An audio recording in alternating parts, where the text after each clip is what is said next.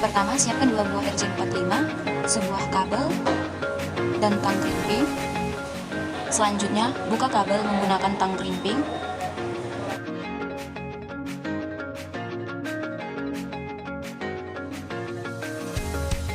Selanjutnya, setelah kabel terbuka, maka urutkan kabel sesuai dengan warna, yaitu urutan pertama dari kanan, oranye putih, oranye, hijau putih, biru, biru putih, hijau, coklat putih, coklat. Selanjutnya, potong kabel dengan rata yang sama. Setelah itu, masukkan kabel ke dalam RJ45. Selanjutnya, kunci RJ45 menggunakan tang krimping. Lalu, lakukan hal yang sama pada kabel yang kedua. Buka kontrol panel, kemudian pilih network and sharing center, selanjutnya add can sharing, lalu pastikan semuanya beberapa pada checkbox box aktif kecuali pada all network yang paling bawah tentang kata sandi harus dinonaktifkan, lalu save. Yang kedua, pilih properties lalu pilih IPv4. Setting IP address secara manual, pastikan IP address antara komputer yang menjadi server dan klien berada di satu jaringan yang sama, hanya berbeda pada hostname.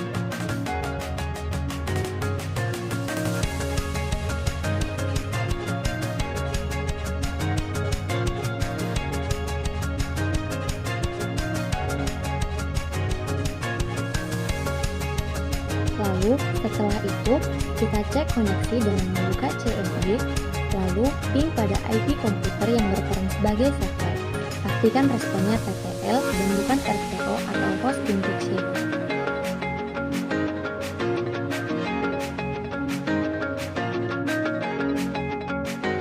Saat melakukan ping atau tes koneksi dua komputer harus berada di satu jaringan yang sama, jadi harus disetting dulu kedua komputernya dengan IP di satu jaringan yang sama.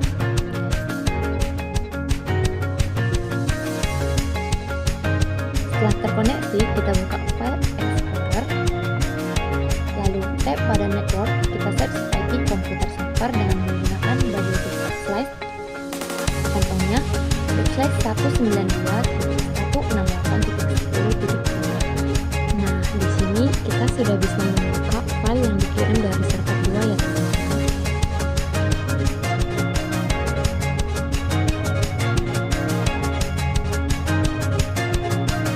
Pada komputer kedua, caranya sama saja, yang berbeda di bagian pengisian IP-nya harus di satu jaringan yang sama tetapi berbeda hostname-nya. Kalau misalnya di komputer 1 IP-nya 192.168.10.2, maka di komputer kedua IP-nya 192.168.10.3. Tidak diperbolehkan menggunakan IP yang sama. Selanjutnya, cara sharing filenya. Yang pertama, siapkan filenya, letakkan pada sebuah folder, berikan nama spesifik seperti yang sudah dibuat di desktop, nama filenya sharing file. Yang kedua, kemudian pilih filenya, klik kanan, lalu pilih give access to, pilih yang spesifik people, maka akan masuk ke tab untuk sharing file.